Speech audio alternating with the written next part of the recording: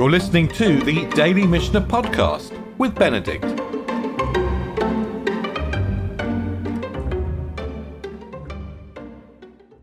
There are a couple of themes, more than a couple of themes, that we've noticed as we've been going through the tractate of Nazir. Themes that just keep on coming backwards and forwards through the tractate. One of them is language and precision and indeterminacy in language. So one is the power of language and the precision of language. Another theme that we've noticed is that the heroines or the heroes of this tractate, if they're named, they seem to be women. There are heroines rather than heroes in this tractate. So it seems that whenever someone is picked out for an anecdote, it's a woman, and very often a woman who is concerned about her children or about her unborn children. So we've seen these women coming through the tractate. And finally, we felt the ambivalence of the rabbis as to whether being a Nazir is a good thing or not. We've really felt this ambivalence, and some of the examples we've seen have expressed quite a lot of doubt.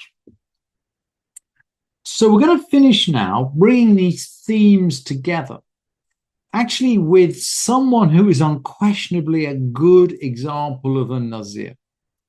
And so the Mishnah concludes, this is the last Mishnah in the 9th chapter, the last Mishnah in the tractate. Nazir haya Shmuel. Samuel was a Nazir. So Samuel's the last of the judges, and he's the one that hands over to Saul, who's a bit of a failure, but hands eventually over to David. So Shmuel is the link between the end of the judges and the beginning of the kings. And he was a successful judge, and apparently, according to Rabbi Nehorai, he was a Nazir.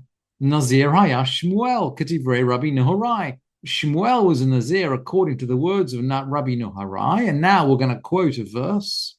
Shemar umora lo yale al rosho. A morah shall come upon his head.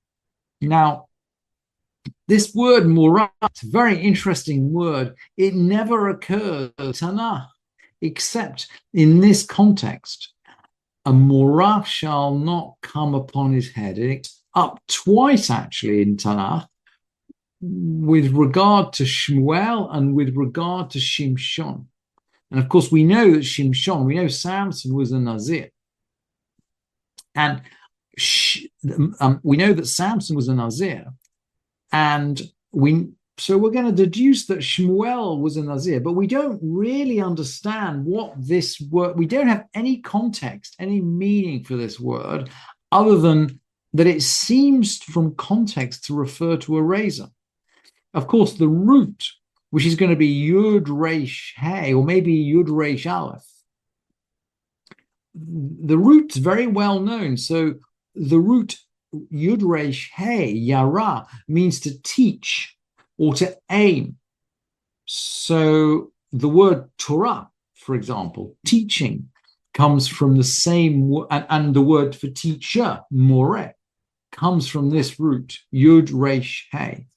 And the word for fear or awe, the root for fear or awe is Yud Resh Aleph. So Yirah, awe, or to fear, Yareh, are Yud Resh Aleph. And we'll see that the Mishnah is going to play with these words. And we'll see by the way, let's carry on and see how the Mishnah plays with these words. So Rabbi Nehorai quotes, Umorah lo yale al rosho. A morah shall not come on his head. And then we're going to quote Shimshon, Ne'emar b'Shimshon, it's said about Samson, morah, and a razor, v'ne'emar b'Shmuel, morah, ma morah b'Shimshon Nazir, af morah b'Shmuel Nazir. Just as Morah in the case of Samson means Nazir, so Morah in the case of Shmuel means Nazir. So the Morah has to refer to Nazir in both cases. Let's have a look at these verses. So the first verse, the first of these quotes is actually from Hannah. Remember we mentioned that the active characters in this tractate of Nazir are very often women. And actually here we're referring, this is Hannah, who's childless, who goes to worship in Shiloh. She visits Eli the priest. She prays. By the way, her tefillah, the tefillah of Hannah at this point is the model for our shmonis, our tefillah 3 times a day. Our tefillah is modeled on the tefillah of Hannah. And she says, she prays for a son.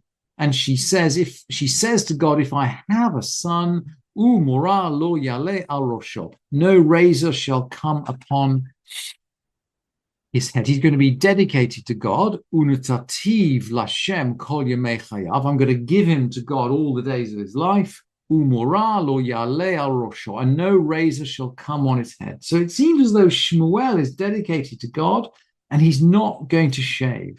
And he's connected, and this promise is connected with Hannah, the architect of our tefillah today. What about the second quote, the quote from Shimshon? Well, that is also, by the way, directed to a woman. And an angel comes to Shimshon's mother and says, Ki hinach hara v'yoladet ben, you shall conceive and you'll bear a son. Morah lo yale al rosho, and no razor shall come upon his head. And now we're going to have the definition of Nazir. Ki Nazir Elokim, ki Naziro hinye hanar min habaten, because he's going to be a Nazir of a God from the womb. V'hu yachel hoshia et Yisrael miyad plishtim, and he'll begin to save Israel out of the hand of the Philistines. And when the woman comes to speak to her husband, she says, well, this man of God came to me.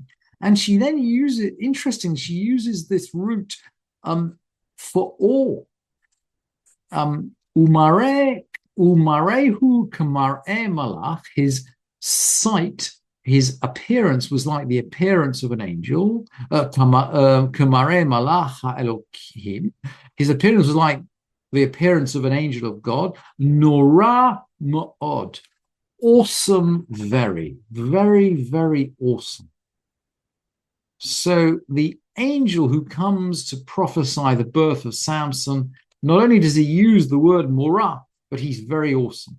So let's just keep that in mind, and let's go back to the Mishnah now. So the verse says about Samson, morah, and we know that refers to Nazir because the text is explicit about Nazir, and the text says about Shmuel, morah, razor. And so we're going to deduce that just as Samson was a Nazir, so Shmuel was a Nazir. And Rabbi Yossi is going to object. Amar Rabbi Yossi. Rabbi Yossi says, "V'halo ein morah ele shel basar v'adam."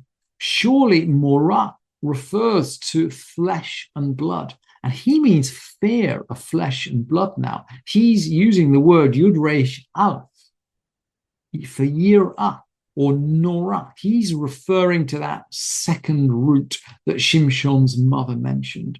Surely fear refers to fear of flesh and blood, i.e., this prophecy means that Shmuel will never be afraid of a human being. Shmuel will be fearless. Amar lo Rabbi Nehorai. So Rabbi Nehorai is has a reply for this. Rabbi Nehorai says, no, we know that Shmuel was not fearless. He did have fear. V'halo kvar ne'emar, because we've got a verse to prove it. Vayomer Shmuel eich elech v'shema Shaul v'haragani. Shmuel said, how can I go? If Saul will hear it, he will kill me. This is the anointing of David. He's commanded to anoint David, and Shmuel objects that if Saul hears, he's going to kill me. Shekfar haya alav mora shel basar vadam. Rabbi Nehorai says he did have fear of flesh and blood because he's afraid to go and anoint David. So if he does have fear of flesh and blood, when the verse says, U mora lo yale al rosho, when a morah shouldn't come on his head, we can't be talking about physical fear here. We must be talking about razor. And that means Shmuel, now we can therefore deduce that Shmuel was a Nazir. So out of all of our examples of ambivalence about, is a Nazir a good guy or a bad guy? Well, at least we hear once at the end of the tractate, and maybe this is the conclusion of the tractate, that it's possible for a Nazir to be unequivocally good, because Shmuel really was, the best of the Shoftim. The best of the judges. He anoints David, right? He's responsible for the beginning of the monarchy. So while we might be ambivalent about a Nazir in other contexts, we cannot be ambivalent about this particular Nazir. And it's with this example that we finish the tractate as a whole. Hadran alach Masechet Nazir will return to you, tractate Nazir. Vehadrach halam, and you will return to us. Da'atan alach Masechet Nazir, our mind is on you, tractate Nazir. Ve'da'atach alan, and your mind is on us. Lo nitnashei minach Masechet Nazir, we will not forget you, tractate Nazir. Ve'lo titnashei minach, and you won't forget us, tractate Nazir, and you won't be forgotten by us. Lo ba'alma hadain, velo ba'alma de'ati. Not in this world and not in the next world. Thank you for listening to this edition of the Daily Mishnah Podcast with Benedict.